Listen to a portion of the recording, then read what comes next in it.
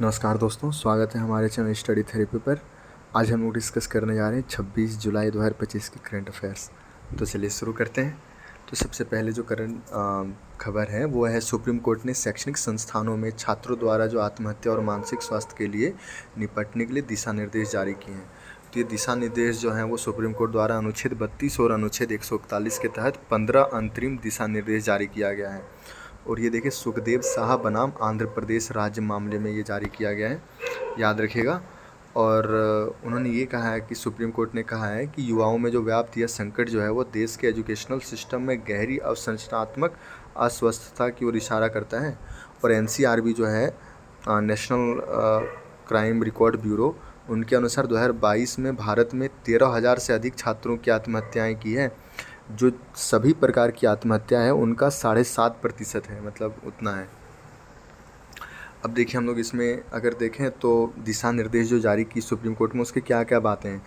तो इसमें है कि शैक्षणिक संस्थानों में अनिवार्य मानसिक स्वास्थ्य नीति होनी चाहिए, अच्छी बात है। मानसिक स्वास्थ्य काउंसलर्स की नियुक्ति होनी चाहिए 100 या अधिक छात्रों वाले संस्थानों में। इसके बाद हेल्पलाइन नंबर होनी चाहिए। इसके बाद सभी कर्मचारी को वर्ष में 2 बार मानसिक स्वास्थ्य परीक्षण से गुजरना होगा।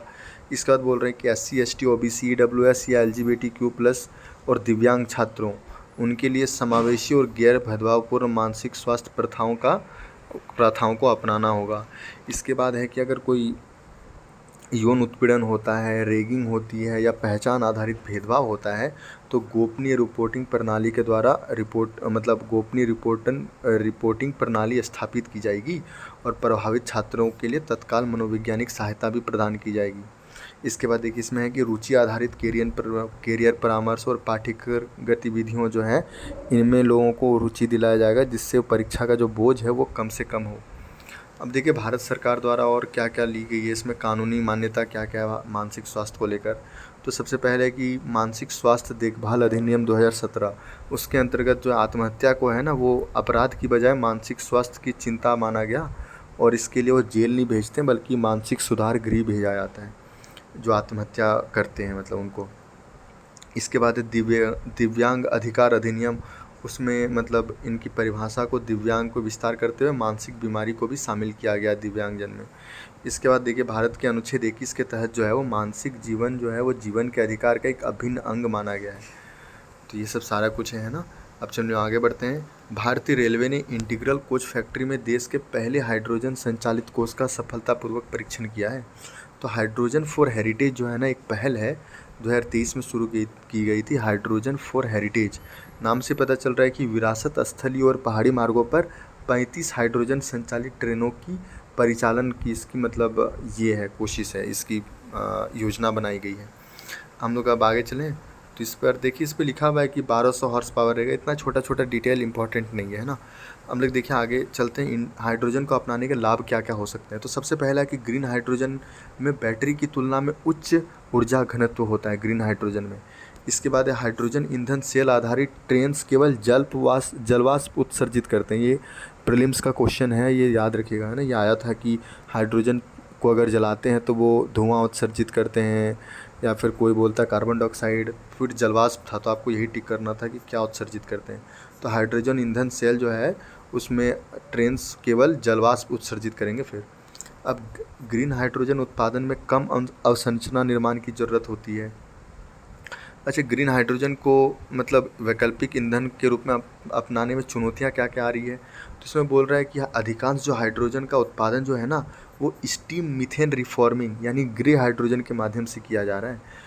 और इसमें ये भी बोल रहा है कि भारत के पास नवीकरणीय ऊर्जा स्रोतों से ग्रीन हाइड्रोजन का उत्पादन करने के लिए आवश्यक ऊर्जा क्षमता वाला प्रोटॉन एक्सचेंज मेम्ब्रेन आधारित इलेक्ट्रोलाइजर संयंत्र नहीं है। तो ये एक बड़ी चुनौती है। अब देखिए, अवसंरचना की भी कमी हो रही है। इसके बाद मांग में अनिश्चितता बढ़त आ रही है। जैसे मतलब अभी ट्रेन जो बनाई जा रही है, अभी तो परीक्षण हुआ है, कब कितने ट्रेन निकलेंगे किस आधार पर उसका ट्रायल किया जाएगा। तो अभी एक तरीके से निश्चितता इस पर नहीं आ रही है। तो एक तरीके से वही बोल रहा है कि अनिश्चितता इस पर मांग में बढ़ रही है। इसी कारण से ये भी एक चुनौती है। अब देखिए, भारतीय रेलवे हाइड्रोजन तकनीक को किस प्रकार अपना सकता है। पायलट परियोजना का विस्तार करके, आपूर्ति श्रृंखलाओं का निर्माण करके, कम आवृत्ति दूरस्थ मार्गों को प्राथमिकता देकर और सहयोग कर। तो इतना इम्पोर्टेंट नहीं है ना। अब चलिए आगे देखते हैं। संसद में हंगामे के बीच मानसून सत्र का पहला सप्ताह समाप्त हुआ है। अब देखिए इनमें बोल रहा है कि 17वीं लोकसभा सत्र में लोकसभा ने अपने कार्यकारी समय का 78% कार्य किया और राज्यसभा ने अपने निर्धारित समय का 73% कार्य किया है।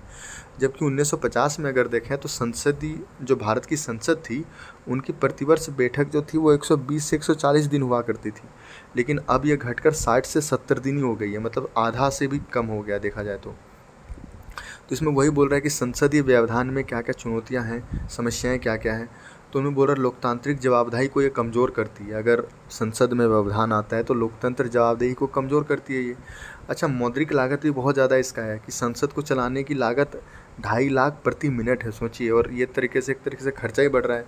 इसके बाद संसद में जनता के विश्वास में कमी भी होती है इससे, क्योंकि वो सुलझा नहीं पाते ना मुद्दे, इससे मतलब जनता में विश्वास की कमी भी होती है। तो इसको उपाय क्या कर सकते हैं इससे, इसको सरल हटाने के लिए, व्यवधान को दूर करने के लिए? तो इसमें विपक्ष के लिए समर्पित समय सुनिश्चित करना, जैसे ब्रिटिश जो है ना, ब्रिटिश संसद में उसमें विपक्ष द्वारा एजेंडा तय करने के लिए प्रति वर्ष 20 दिन का समय निर्धारित होता है। नैतिकता समिति को मजबूत करना। इसके बाद है वार्षिक संसदीय कैलेंडर करना, जिसके मतलब इससे होगा क्या कि प्रत्येक वर्ष के आरंभ में घोषित किया जाए, तो जिससे लचीलापन रहे वो मतलब कार्यान्वयन में। अब देखिए व्यवधानों के पीछे कारण क्या क्या है। तो सबसे पहला कारण तो यही है कि विपक्षी दल जो है ना, जनता के बीच ज़्यादा प्रचार और पहुंच को बढ़ाने के लिए इसका इस्तेमाल करते हैं। दल विरोधी कानून के तहत जो सांसदों को है पार्टी व्हिप का पालन करना ही होता है, वो खुद से स्वतंत्र नहीं होते हैं।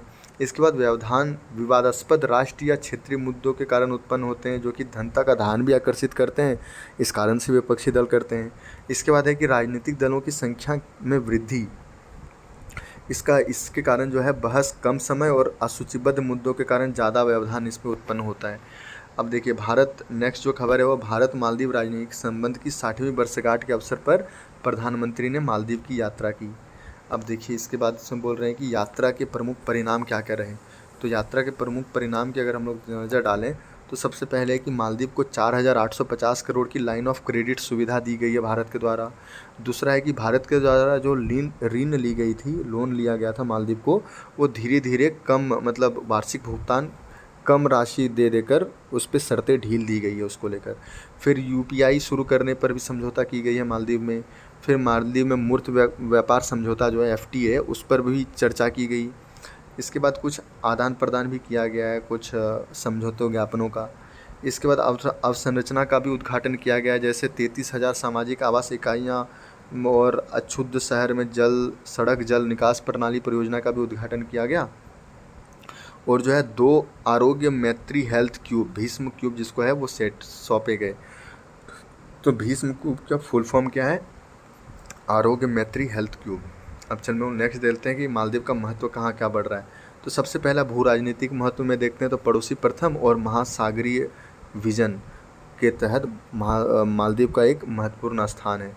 इसके बाद सामरिक स्थान देखें तो इस एक प्रकार से चेक पॉइंट है, जैसे अदन की खाड़ी और हॉर्मुज की खाड़ी तथा पूर्वी हिंद महासागर के चौक पॉइंट मलक्का जल डमरू के मध्य। तो यहाँ अगर आप देखें इसको, तो यहाँ पर है ना अदन की खाड़ी हो गया ये सब। इसके बाद है मलक्का स्टेट इधर, तो ये बीच में एकदम स्टेट है, तो ये एक तरीके से बोल रहे कि चेक पॉइंट की तरह काम करता है। इसके बाद देखिए अगर हम लोग आगे बढ़ें तो भू अर्थशास्त्र के रूप में भी देखें तो ये व्यापारिक समुद्री मार्गों के निकट स्थित है, जिसमें भारत का 50% से अधिक विदेशी व्यापार और 80% ऊर्जा आयात इन्हीं समुद्री मार्गों से होकर गुजरता है। अच्छा, सुरक्षा और आतंकवाद, समुद्री डकैती आदि से निपटने के लिए भी इसकी ज़रूरी है।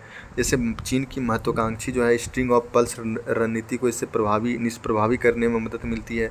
इसके बाद कोलंबो सिक्योरिटी कॉन्क्लेव का भी भागीदार है मालदीव, तो एक प्रकार से ये हमें एज देता है, एक तरीके से हमें बढ़त देता है इसमें। अब देखिए संसदीय अस्थाई समिति ने रीजनल रैपिड ट्रांजिट सिस्टम पर रिपोर्ट सौंपी है। मतलब ये करते क्या है कि राजधानी, इसकी रिपोर्ट जो है वो शहरी विकास और क्षेत्रीय कनेक्टिविटी के संदर्भ में जो राष्ट्रीय राजधानी क्षेत्र परिवहन निगम है उसकी भूमिका और रीजनल रैपिड ट्रांजिट सिस्टम की प्रासंगिकता की जांच करती है ये रिपोर्ट। तो देखिए रीजनल रैपिड ट्रांजिट सिस्टम क्या है भाई? तो यह रेल आधारित तथा सेमी हाई स्पीड और हाई फ्रीक्वेंसी वाली नई कंप्यूटर ट्रांजिट प्रणाली है। अभी देख रहे हैं ना दिल्ली से मेरठ चल रहा है, तो इसमें आवश्यकता क्यों पड़ गई, ये बोल रहे हैं कि शहरी भीड़ को कम करना, यात्रा का समय घटाना और श्रम उत्पादकता को बढ़ाना। श्रम उत्पादकता मतलब जो अधिक लोग हैं वो अच्छे से आ पाएंगे, आसानी से आवागमन जो है सुनिश्चित होगी, समान क्षेत्र विकास होगी।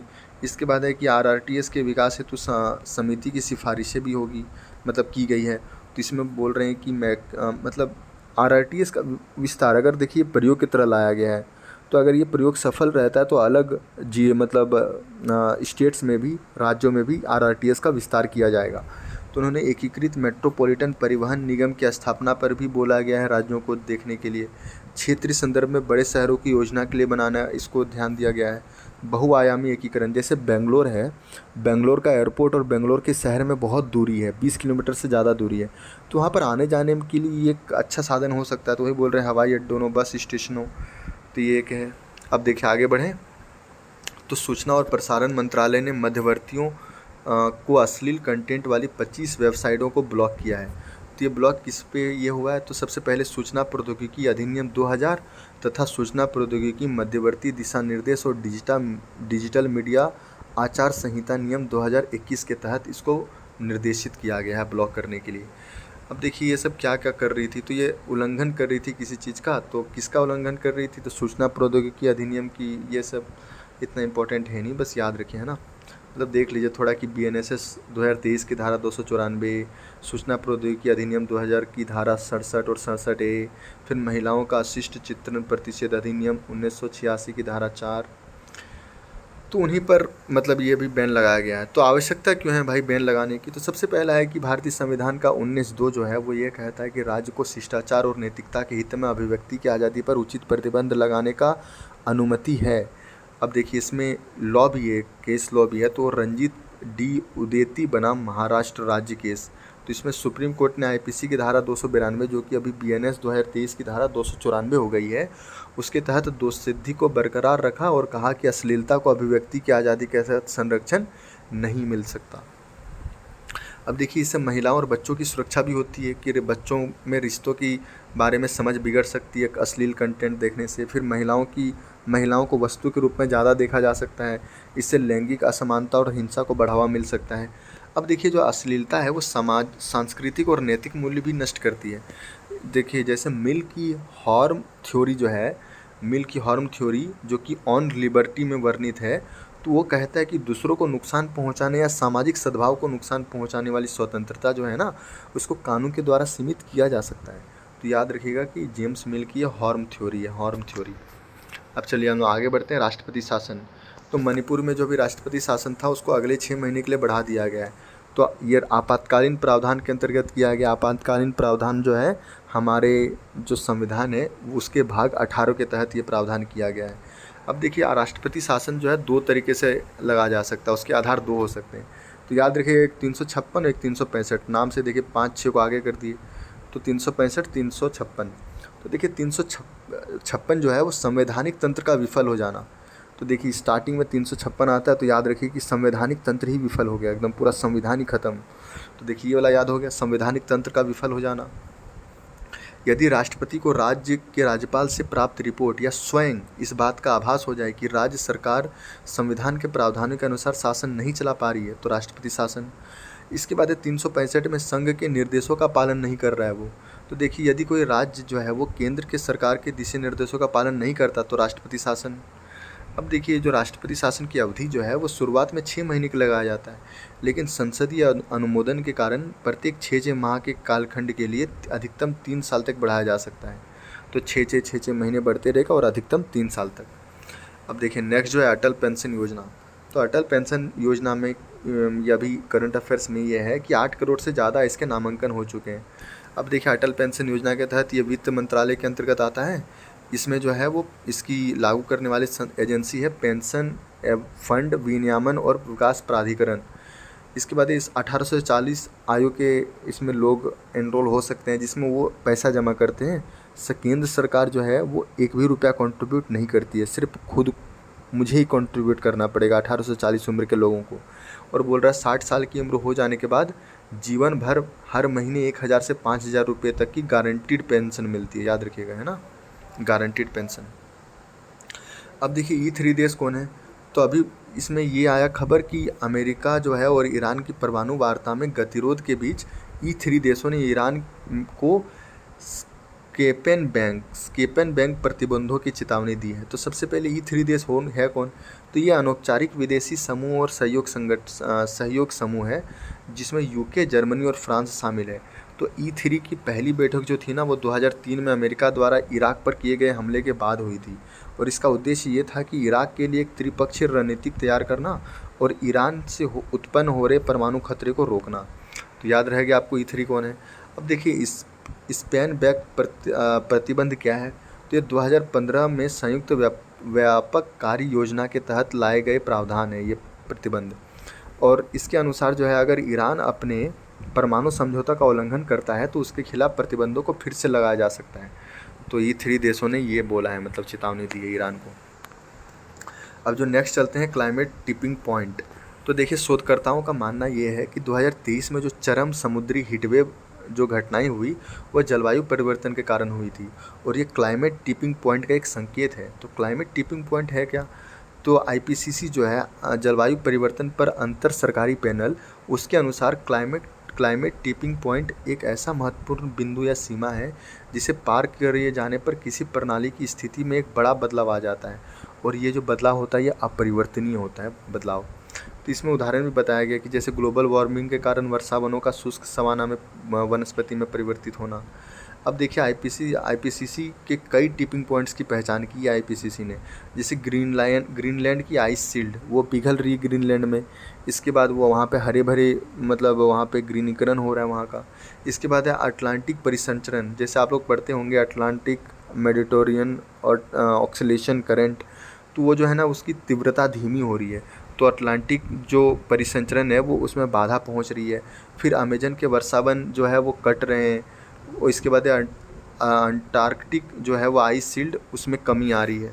ये सब जो है क्लाइमेट टिपिंग पॉइंट की पहचान के रूप में की गई IPCC के द्वारा। अब जो है UAV यानी एडवांस्ड अनमैन्ड एरियल व्हीकल जो है launch precision guided missile V3, इनका परीक्षण DRDO ने मतलब सफलतापूर्वक कर लिया गया है। ये जो है यह high definition dual channel Sikar से लेंस है। तो सबसे पहले आप समझिए हाई डेफिनेशन, ठीक है। डुअल चैनल सीकर मतलब इधर से भी जा सकता है उधर से भी बात हो सकता है। मतलब अगर मान लीजिए ये ड्रोन अभी उड़ रही है लेकिन थोड़ी देर बाद पता चले कि इस ड्रोन को यहाँ नहीं मारना है इधर मारना है, तो इधर से वो संचार भेजेगा, इधर से ये भी संचार भेजेगा कि हाँ आप यहाँ पे है एक। तो ये तरीके से डुअल चैनल सीकर से लेस है ये, मतलब संचार को भेज सकती है और टारगेट को फिर से निशाना लगा सकती है, सेट कर सकती है। अब देखिए माइकोराइजल कवक होता है कौन है, बहुत इंपॉर्टेंट है माइकोराइजल कवक। तभी इसमें हाल ही में जो स्पून है society for the protection of underground networks, उनके द्वारा जो प्रकाशित अंडरग्राउंड एटलस है उसमें बोला गया है कि माइक्रोराइजल कवक जो है उनके संरक्षण को बहुत ज़्यादा ज़रूरत है। उसमें ये बताया है कि 90% से जो अधिक माइक्रोराइजल कवक है उनके हॉटस्पॉट संरक्षित क्षेत्रों के बाहर हैं। तब बोल रहे हैं माइक्रोराइजल कवक है क्या, तो ये जो एक कवक है ये पृथ्वी की 80% से अधिक पादपों की प्रजाति के साथ सहजीवी रूप में रहता है और मिट्टी में जो मौजूद सूक्ष्म जीवीय बायोमास का लगभग 30% हिस्सा ये होते हैं। ये पौधे को मिट्टी से फास्फोरस जैसे पोषक तत्वों को अवशोषित करने में मदद करते हैं और उसके साथ ही पौधों की जड़ों द्वारा जो छोड़े गए कार्बन डाइऑक्साइड हैं उसको ये उपयोग करते हैं। तो देखिए कितना इंपॉर्टेंट है माइक्रोराइजल कवक। अब हम लोग आगे चलते हैं क्रॉपिंग। तो क्रॉपिंग जो है यह एक प्रकार से कृषि मंत्रालय द्वारा प्रधानमंत्री फसल बीमा योजना के तहत मोबाइल ऐप लॉन्च की गई है। तो ये जो है ना ये क्रॉपिंग मतलब नाम से ही चल रहा है कि कुछ क्रॉप होने वाला है। तो याद रखिएगा कि फ़ोटो क्लिक करने वाला ये चीज़ है, मोबाइल ऐप है। तो फसल चक्र के दौरान 4 बार फ़ोटो की जियो टैगिंग की गई तस्वीरें लेंगे और इस फ़ोटो का विश्लेषण करके उसमें आवश्यक जानकारी को निकालेंगे AI का उपयोग करके और उसको किसानों को मुहैया कराएंगे। बस यही इनका काम है। अब देखिए डोकलाम। अभी भारत चीन गतिरोध के 8 साल बाद देखिए सिक्किम में 3 पास याद रखना आपको। सिक्किम जो ऐसा सिक्किम है यहाँ पर नाकुला नाथुला जेनेपला, याद रखिए नाकुला नाथुला जेनेपला, नाकुला नाथुला जेनेपला। तो देखिए वही बोल रहा है कि नाथुला जो है वो सिक्किम में है। सिक्किम में अब डोकलाम और चोला भी अब बैटलफील्ड टूरिज़्म के लिए खुलेंगे। अब देखिए डोकलाम जो है वो भारत, चीन और भूटान की ट्राई जंक्शन पर स्थापित है और डोकलाम गतिरोध जो है वो 2017 में तब प्रमुखता से उभरा जब भारत ने भूटान के क्षेत्र में चीन द्वारा सड़क निर्माण को रोकने के लिए हस्तक्षेप किया था। और ये भारत द्वारा जो एक कदम है ना 2007 में संपन्न हुई भारत भूटान संधि जो थी उसके तहत उठाया गया था, जिसमें भूटान के समर्थन में भारत ने हस्तक्षेप किया। भारत के लिए महत्व क्या है डोकलाम का? सिलीगुड़ी कॉरिडोर, जिसको चिकन नेक्स कहा जाता है, उसकी रक्षा करना, जो कि पूर्वोत्तर भारत को शेष भारत से कनेक्ट करता है। यह क्षेत्र जो है भारत को भूटान और पूर्वोत्तर भारत की सुरक्षा की रणनीतिक बढ़त देता है। आगे चलते हैं कांगो लोकतांत्रिक गणराज्य, इसकी राजधानी है किसानसा सॉरी।